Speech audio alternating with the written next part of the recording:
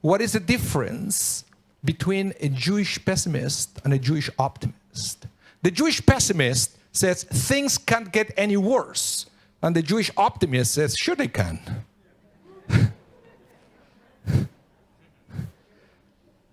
So I want to talk to you today about street smart Torah. Street smart Torah. The inspiration for this smart Torah is the fact that immediately after we start the holiday of Passover, of Pesach, we have to start preparing ourselves for Shavuot. We do so by counting the Omer. Every night, we count for 49 nights in a row, and then it's Shavuot right away. And the rabbis say that during the counting of the Omer, what we have to do is to study rabbinic teachings, but specifically rabbinic teachings that it will help us improve in our ethics, in our morals, and in our traits of character. And why do we have to do that? In order to prepare ourselves to make ourselves better, so we may deserve the revelation of the Torah on Shavuot. But I always think that this seems to be backwards. Why do you have to become better to receive the Torah? Isn't it the other way around, that the Torah is supposed to be revealed so you can become better? Right? But no, you have to somehow figure things out in advance so you can become a better person, so then you will deserve to receive the Torah. And that seems to be the right order. And why is that? Well, because I believe that if we are not good people before we receive the Torah cannot do much with us. But if somehow we can figure out how to become better people, then and only then the Torah can take you to the next level. So this is not much difference when, for example, a farmer wants to plant something. First, you have to prepare the land. The land has to be specially treated. Then you have to nurture it. And then eventually, whatever you plant can bear fruits. So this is the same. We're about to get the Torah, the seed of Torah, planted in our lives. So first, we have to prepare the land, our lives, so the Torah can bear fruits in the future. So one of the things that we do to prepare ourselves for Shavuot is to study Pirkei Avot. And Pirkei Avot is part of the Mishnah that is mostly oriented to teach us moral ethics and traits of character. So I want to share with you a very interesting Pirkei Avot that is one of my favorite.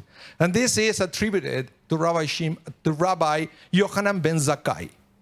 And Yochanan ben Zakkai was a Tana, one of the sages of the times of the Mishnah.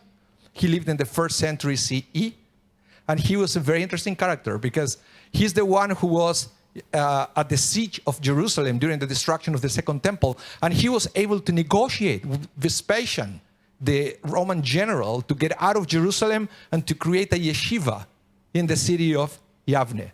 So Rabbi Yochanan ben Zakkai, this is the way the Mishnah presented Pirkei Avot, it said that he told his students, go out and see which is the way, which is the path that a person should follow in life. And then the students came back with their answers. So the first one was Rabbi Eliezer, and he said, a good eye. What does it mean, a good eye? Well, it means not to be jealous of other people. You have to understand it from the Jewish point of view. Good eye versus evil eye, right? You know, we say, you know. So no, the opposite, the good eye.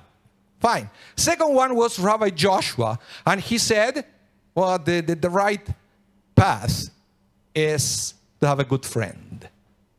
Chaber, a good friend. The third one, there was Rabbi Yosef. He said, a good neighbor. And the next one was Rabbi Shimon. He said, foresight. Foresight. You have to be able to know what's coming. And the last one, that was Rabbi Eliezer ben Arach. He said, a good heart. And Rabbi Yochanan ben Zakkai said to his students, I prefer the words of Eleazar ben Arach, a good heart. Because in his words, all your words are included. Now, this is a beautiful teaching. The fact that all we have to do in our lives is to develop a good heart before we can receive the Torah. But what is amazing to me is how this Mishnah begins. Rabbi Yochanan ben Zakkai said to his students, get out. Get out of the yeshiva.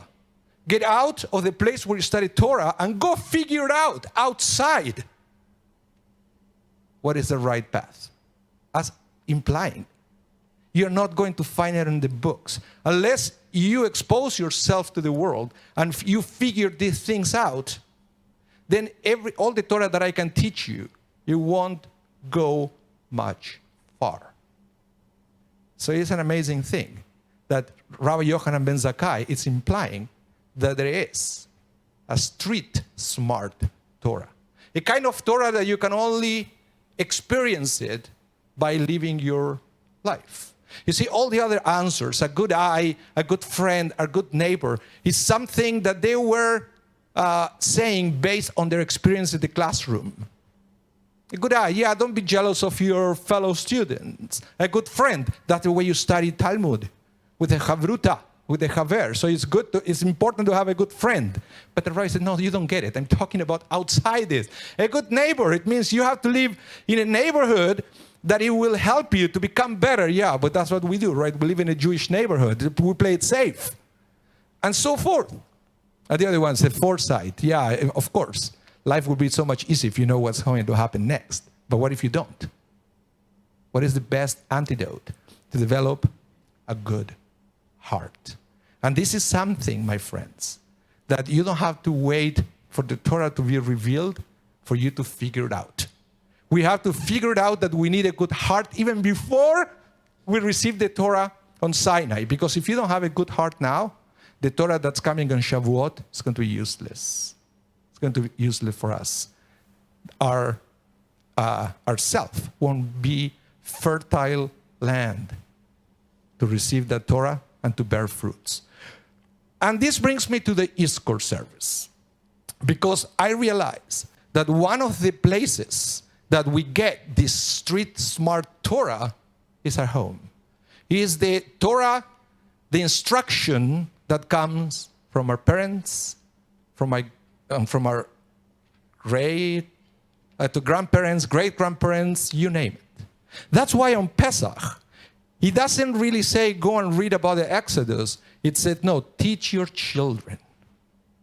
Tell them the story of the Exodus. So we experience the Exodus from the mouth of our parents, grandparents, great-grandparents. Because when they tell us the story of the Exodus, it's not just as it's written in the Torah. They're also teaching us their own experiences. And this is something that we need to remember, especially in every holiday. The experiences of our parents, grandparents, and other people that they lived on this earth before us. And they taught us so much that is not necessarily written in the Torah, but it's still something that changed our lives and made us better. Made us or brought us a step closer to have a good heart. And this is exactly what we are going to remember in this moment of Yizkor. So let that happen. Bring back all those memories and remember how those memories brought you closer to have a good heart. Because when you have a good heart, then the Torah that we are going to receive on Shavuot can take you to the next level.